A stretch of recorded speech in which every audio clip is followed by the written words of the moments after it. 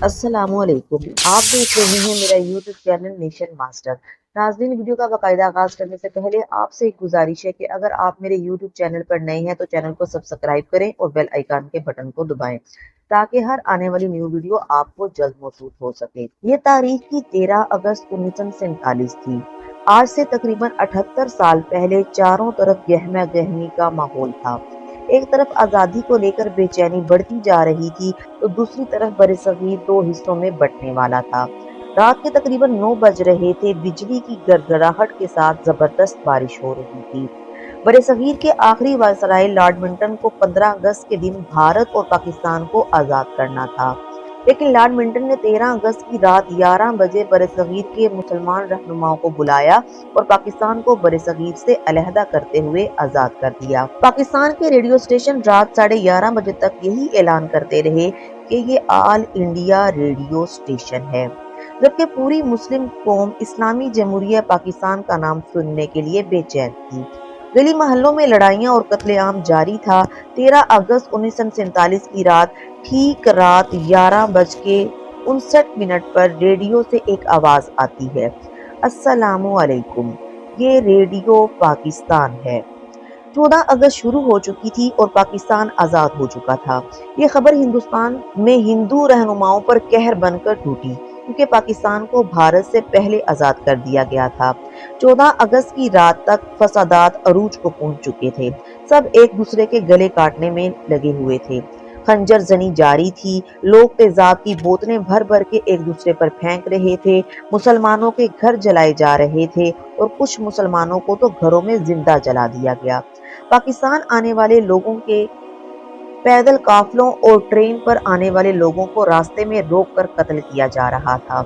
मुसलमान अपनी सरजमीन की तरफ हिजरत की कोशिश में थे, लेकिन ये कोशिश लाखों मुसलमानों के कत्ल का बाइस बनी। अफरा तफरी और भीड़ में न जाने कितने लोगों ने अपने बच्चों को खो दिया, कितने लोगों ने अपने बूढ़े माँ बाप को खो दिया, न जाने कितने बच्चों के सामने उनके माँ बाप को काट दिया गया। हत्ता के लाखों मुसलमान उस एक रात में कत्ल कर दिए गए। एक रात में ही वो लोग मुसलमानों के दुश्मन बन चुके थे जो उनके साथ इकट्ठे मिलकर बैठते थे और खेलते थे। 14 अगस्त की वो एक रात आजादी के उन 78 सालों पर भारी थी। मुसलमान सोए तो एक गुलाम मुल्क में थे, लेकिन उनकी आंख खुली तो एक आजाद मुल्क में थे। जब लाखों लोगों ने उस एक रात के बदले अपनी जानों के नजराने पेश किए, और वो मुल्क था इस्लामी जमहूरिया पाकिस्तान। 14 अगस्त की सुबह रेडियो स्टेशन पर पाकिस्तान की अबूरी धुन पाकिस्तान की फजाओं में लहराने लगी। ये धुन पाकिस्तान के अजीम नगमा निगार खुर्शीद अनवर ने बनाई थी। पाकिस्तान में पहले से रहने वाले लोग रेडियो के गिर्द जमा थे और खुशी से झूम रहे थे। दूसरी तरफ जब भारत से हिजरत करने वाले मुसलमानों की ट्रेनें जब लाहौर में आकर रुकती तो ट्रेनों के डब्बे मुसलमानों की लाशों से भरे हुए होते थे, लेकिन मुसलमान इसकी खातिर अपनी जान की कुर्बानी ऐसे दिए जा रहे थे जैसे ईद के मौका पर जानवरों को कुर्बान किया जाता है। 14 अगस्त के दिन पाकिस्तान की हर इमारत पर वो झंडा लहरा रहा था जिसे वो देखना चाहते थे। बरसगीर की तकसीम दुनिया की सबसे बड़ी तकसीम थी और भारतीय रहनुमा किसी सूरत भी मुसलमानों को बरसगीर से अलहदा नहीं होने देना चाहते थे। ये चाहते थे कि हिंदुस्तान कायम रहे, यहाँ हिंदुओं की हुकूमत हो और यहाँ के करते धरते सिर्फ हिंदुओं ही हों। लेकिन मुसलमानों के रहनुमाओं ने ब्रिटिश सरकार को इतना मजबूर कर दिया था कि उनके पास पाकिस्तान को आजाद करने के अलावा और कोई चारा न था। 13 अगस्त की रात को पाकिस्तान बनने के ठीक एक दिन बाद यानी 14 अगस्त की रात को भारत को भी आजाद कर दिया गया था।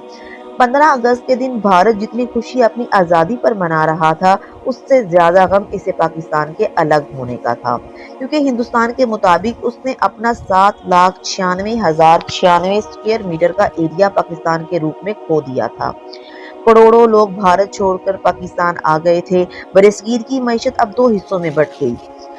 आजादी मुसलमानों का हक थी, जिसके लिए 10 लाख मुसलमानों ने अपनी जानों का नजराना पेश करके कुर्बानियां दी। इन्हीं कुर्बानियों की ही बदौलत आज मुसलमान आजाद हैं। یہ تھی ہماری آزادی کی درد بھری داستان، وہ آزادی جس کی نظر لاکھوں ماؤں کی گودیں اجڑیں، ان کے سہاگ چھین لیے گئے، ان کے بچوں کو ان کے سامنے خنجروں اور کھرپوں سے مار دیا گیا۔ ہزاروں ماؤں نے اپنی اور اپنے بچوں کی عزتوں کو پامال ہونے سے بچنے کے لیے ندی نالوں کنووں میں چھلانگیں لگا دیں۔ ماؤں نے اپنے ہی بچوں کے گلوں کو اس ڈر سے دبا دیا کہ ان کے رونے کی آواز سن کر ان سمیت ان کے ساتھ والے لوگوں کی جانیں بھی نہ چلی جائیں۔ کتنے ہی مردوں نے اپنی عورتوں کی عصمت رولنے کے ڈر سے انہیں زہر دے دیا تاکہ ان کی عزتوں کی بے حرمتی کوئی نہ کر سکے۔ اس مٹی میں لاکھوں ایسی داستانیں دفن ہیں جن کا سن کر روح تک کانپ اٹھتی ہے۔ آج کے دن ہم ان تمام شہیدوں کو خراج تحسین پیش کرتے ہیں جنہوں نے اپنی جانوں کے نذرانے پیش کر کے ہمیں ایک آزاد ملک فراہم کیا۔ لیکن افسوس کے ساتھ کہنا پڑ رہا ہے کہ جس اسلام کے نام پر ہمارے آباء و اجداد نے یہ ملک حاصل کیا، آج ہم اس میں ہی مساجد کو شہید کر کے ہمارے حکمران اپنے آقاؤں کو خوش کرنے کی کوشش میں یہ سب بھول چکے ہیں۔ اس ملک کو حاصل کرنے کا مقصد کیا تھا؟ آج ان شہیدوں کا خون بے مول کر دیا گیا، مساجد کو شہید کر کے، مدارس کو شہید کر کے۔ لیکن پھر بھی اے قائد اعظم، تیرا احسان ہے، تیرا احسان جو ہم کبھی بھی نہیں چکا سکتے۔ آپ کے شانہ بشانہ ہمارے آباء و اجداد چلے اور آپ کو اپنے مشن میں کامیاب کروایا اور ہمیں آزادی جیسی نعمت سے نوازا۔ شکریہ تمام شہیدان پاکستان، شکریہ علامہ اقبال اور قائد